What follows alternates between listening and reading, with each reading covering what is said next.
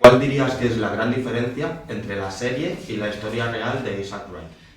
Real story. Instead of having based on the life of Isaac Wright, it's inspired by the life of Isaac Wright. So we have a bit of license to take one story and sometimes make 2 or 3 episodes out of that.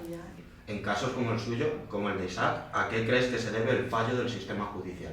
Well, Isaac himself will tell you that it's the system itself is really, really good, but it's the people that run it that sometimes are corrupt, and that's where the main problem is. When you're overcharging people of certain communities that can't afford the legal aid that they really, really need to be able to get out of some of the situations, they're offered plea deals that they're forced to take because, you know, if your sentence is life and you can get, you know, 15 years, you're going to take 15 years. And so it forces them into a situation they can't get out of. And that's something that really needs to stop.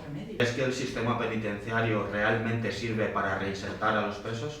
I think it depends on the person. I think with some people, yes. With other people, no. You know, I'm an actor.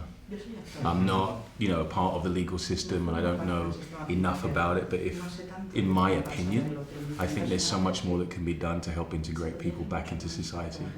I think a lot of the penal system is antiquated, it's old, it doesn't really work anymore.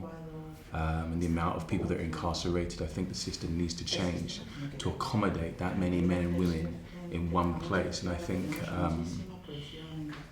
personally, the mental health of these prisoners is something that needs more care and attention being taken to try and help them rehabilitate.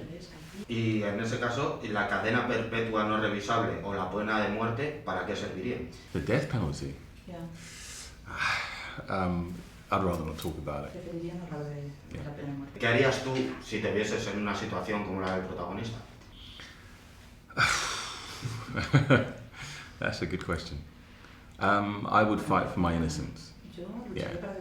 I think no matter whether you've lived that life, whether you know people who have lived that life, whether you know the criminal system or the penal system is a part of your life or not, you can find inspiration from someone like Isaac, because it's about, you know, he deals with loss, he deals with you know, trying to fight for his innocence. He's dealing with, you know, all kinds of things that a lot of people can identify with, even if that's not your life.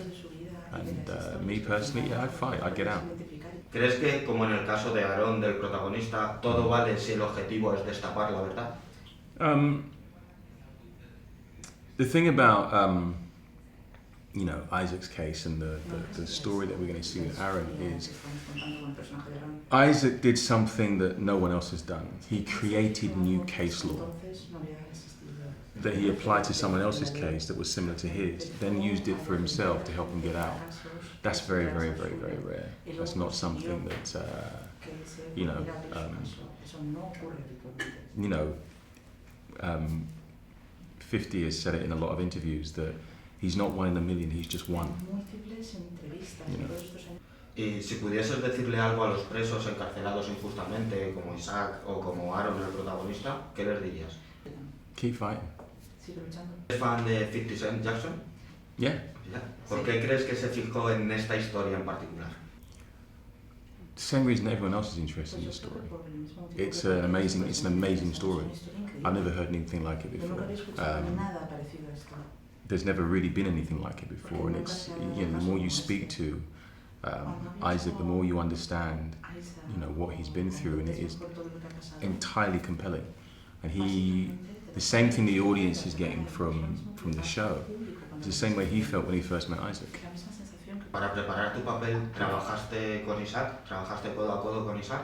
Yeah, the first day I met him, we went into a room, and I locked him in a room, and we spoke for about 15 minutes, and nothing was off the table.